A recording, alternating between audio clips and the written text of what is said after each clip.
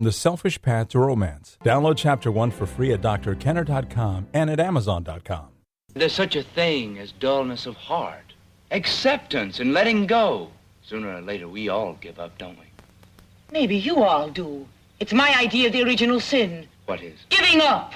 And that's from The Miracle Worker. And I agree. You never want to give up on your top values, the things that move you, that drive you forward in life, that make you want to get out of bed. You don't want to just throw in the towel and throw away your goals and then just settle in a boring job, a boring relationship, or not have a hobby you enjoy and just float along in life. I mean, that you might as well throw away. You are throwing away your life. With me to help you not throw away your life and to learn how not to give up, but to learn from experience is a thinking expert, Jean Moroney. And she has master's degrees in electrical engineering and psychology, and she's completed a graduate program in the philosophy of objectivism at the Ayn Rand Institute. So you put that all together, engineering, psychology, and a rational philosophy with Jean's wonderful passion and all of her knowledge about thinking. And she's here to help you solve your problems. And that's the topic today, learning from experience. So some people say, Jean, some people are cynical and they just say, you can't learn from experience, just give up. What are your thoughts on that? Well, I guess I have to agree with Annie Sullivan in The Miracle Worker that giving up is a terrible idea. And the problem is people don't always know how to learn from experience. It's not always obvious what to do differently.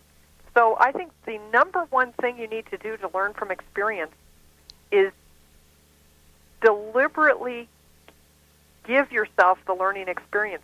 Within 24 hours of what it is you want to learn from, stop and think about what went right and what went wrong. Okay, let's say I'm dating, and I just have dated, I would say within the past 2 months I've dated 5 guys, and it's just not working out, and it must be me. I don't know what the problem is, but they don't call me back, and I just give up. I mean, what's the use? It's a perfect example because this is an example of what I call flailing. You're doing the same thing again and again and expecting a different result. Well, I'm dating different guys. Yes, and getting the same result. Yeah, they don't call me back. Right.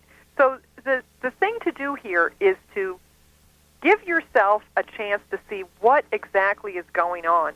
And I actually recommend that you, within 24 hours of your date, sit down with a piece of paper and pencil and answer these questions. What went well? And what do I think contributed to that? Certainly some things probably went well on the date. Yeah, we laughed a lot, and I thought that they really liked me, and I thought that, people have a sense of humor. I have a good sense of humor, and I thought everything was going well, and we talked. We didn't just sit there like bumps on a log. Mm-hmm. Well, that sounds like, in your example, there is stuff that went well. Yes. So also ask yourself the question, what didn't go well? And what do I think contributed to that? I think the same thing. I think that I talk too much about myself and I don't know how to listen to the other person. And they probably don't feel comfortable with me because I am a very strong personality. I have a strong personality and I laugh a lot, and maybe it's too overpowering for them. So this is very interesting because these 2 questions that I suggested, what went well and what contributed, what didn't go well and what contributed, are easy to answer. You always have, particularly if it's soon after, that's why I say 24 hours, you always have thoughts on that, and it's fairly easy to get them out of your subconscious. So that's one part of the process, is to get out your thinking on that on paper. There's a third question I think that's worth asking. What would I do differently another time? Well, I think taking it from what I just said, I think I can still have my wonderful, delightful sense of humor. I can still come on strong because I'm not a weak person. I don't want to sell myself as a meek, withering violet when I'm not that way. And so I think that next time I will just learn to listen, to share the airtime more, and to ask them to talk more about their life. Maybe ask more questions. So what we get from just asking these 3 questions is you get your first cut at what do you think needs to be different to make it better next time. And I can tell you that just by taking, say, 10 minutes to do this in writing. Within 24 hours? Within 24 hours, because you won't remember after 24 hours. Too many things will intervene. This will kind of get really into focus for you so that you're more likely to remember to give the other person a chance to talk or listen better the next time you have a date. So, However, go ahead. What I was going to say is if you really want to get the most out of this review, you need to take one more step. Hey, I got to interrupt this because we've got to pay some bills. 30 seconds, that's it. A very quick ad, and then Ellen will be back. Romance. Ugh, I wish guys knew more about what we want from a relationship. Boy, I wish I knew more about what I want. Where's that ad I saw? Here it is. The Selfish Path to Romance. A serious romance guidebook. Download Chapter 1 for free at selfishromance.com and buy it at amazon.com.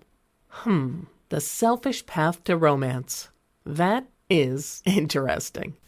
What I was going to say is if you really want to get the most out of this review, you need to take one more step. And that is, after you've done this writing, you've done, say 10 minutes of writing out what you thought about all this. What went well, what didn't go well, and what should I do differently next time? Yeah. Go back and reread what you wrote with a fishy eye. Okay. Now, by a fishy eye, I mean a critical eye. When you're first answering the questions, you just give the answers that seem natural. Yeah. But when you go back and you reread, this is part of critical thinking, is that you don't just take your off the top of your head answers for things. You go back and look at it and see, well, is that literally true? Or is there another way to look at that? What am I assuming here? So, for example, we laughed a lot. Yeah. You might have, in your writing, you said we laughed a lot. Maybe when you went back and you reread that, you said, gee, I laughed a lot. I laughed at everything he said, but he didn't laugh as much as I did. Right. And so, it came out in certain words when you first expressed it, but then when you go back and you look at it with kind of a critical eye, you say, well, it's a little different from that. And maybe there's something you can learn from, gee, I was doing all the laughing and he wasn't. Maybe my laugh was a little bit nervous and maybe I need some way to be less nervous so that I'm not laughing at everything. I mean, I'm just making that up. Right. Well, I'm making up the example, too, because I'm happily married. Exactly. You don't know what you're going to find when you start this process. And particularly the testing assumptions process where you look at it with a fishy eye. I think it's very helpful to add that second step because, in effect, by saying what you thought off the top of your head, you give yourself a second chance to say, well, do I have anything that contradicts that? That is going to be the way that you get, in effect, a deeper layer of understanding of what went right and what went wrong. Right. And go ahead. By questioning what your off-the-top-of-the-head answers were. Okay, and I'm thinking I might have gone back and maybe something very positive came out of it. Maybe it wasn't that I had a nervous laugh. Maybe it was that I knew within the first few minutes of talking with the person that I was not interested in them. And I had 5 dates over 2 months, but I wasn't interested in any of them, and somehow I might have sent those vibes to them, subtle cues to them, and that's why they didn't call me back. Because I might have been a stronger person and was actually rejecting them rather than them rejecting me and me throwing in the towel. And that comes under the heading of testing assumptions also. Should these dates have led to follow-up dates? And maybe you were too focused on, gee, I want to have follow-up dates, as opposed to, do I want to have follow-up dates with these 5 guys, people? Right. Right. And I'm talking with Jean Moroney. You're a fabulous expert on thinking skills, and you have a website, thinkingdirections.com. That's all one word, thinkingdirections.com. And I went to your website. I spent a half hour on it last night. You give thinking tips, and talk about what else you have on your website. Well, I have book recommendations, some of which I got the recommendations for the books from you, Ellen, and then wrote up reviews for them.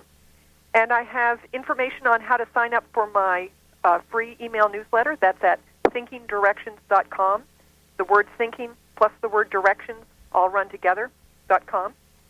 And let's see, what else? Well, information on my course, Thinking Tactics, and on some preview classes that I run for that. Right. You have tons of information. So just go to the website, thinkingdirections.com.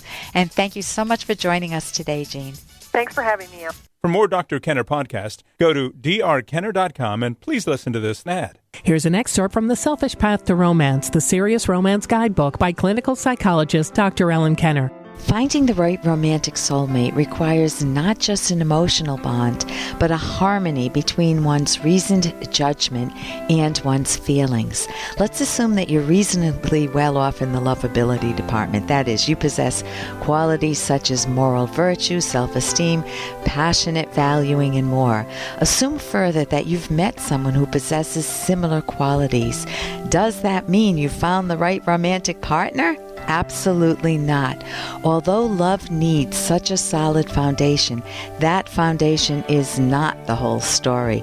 Romantic love is personal and individual. Someone who excites one person may leave another person indifferent or completely turned off. You can download Chapter 1 for free by going to drkenner.com, and you can buy the book at amazon.com.